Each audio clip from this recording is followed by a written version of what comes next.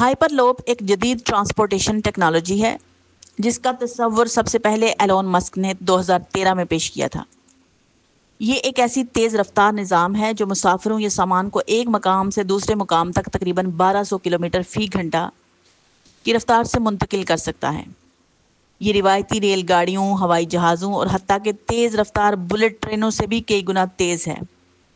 Hyper loop کا بنیادی خیال یہ ہے کہ ایک کم دباؤ والی ٹیوب کے اندر کیپسول نما گاڑیوں کو بجلی یا مقناطیسی قوت سے چلایا جائے، جہاں ہوا کا دباؤ اور رگڑ انتہائی کم ہو۔ ہائپر لوپ کی سائنسی بنیاد کئی بنیادی طبیعیاتی اصولوں پر استوار ہے، جن میں خلا، مقناطیسیت،